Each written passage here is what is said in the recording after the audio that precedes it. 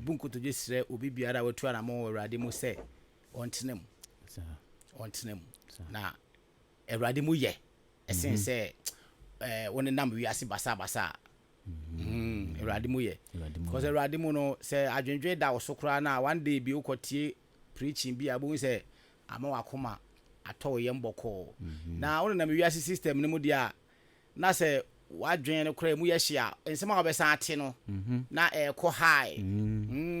unya awrechi sem papa bi obetu ufo no no odo no na blabo mu nsem bia e bia futu kakra bi no de be ma wo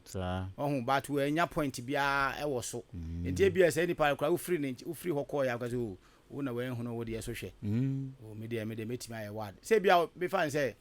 waye ma asem apen on na wo fi se wo de wo ma asem na waye wo mlanti bi mu tu abranti we bia afi no so ati free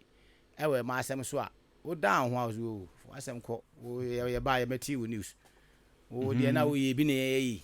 wo na bi ti wa wo de ko wo behu a na sa abrantie so akote ahwe mu se gbon don ona hwe ase kwa be na ye kesesen opedina na nka otu ne fo no na ye de na wo de time ye tufu a ye de kyerosem no na ye de tufu nti ye point by point okay nti wura na afia futu de kura o kai quotation na wo kan a bo sampa last bi papa ye ni me ka asem bi sei amen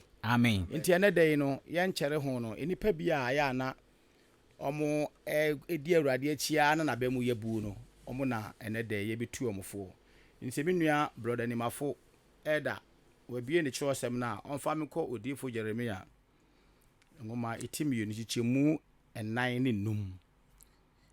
amen uwia no ajompo aba edun wotwe no nti uwie edun wotwe ne wie pe na afei ye tiesi baabi foforo nti onua be ma wa wi a yenko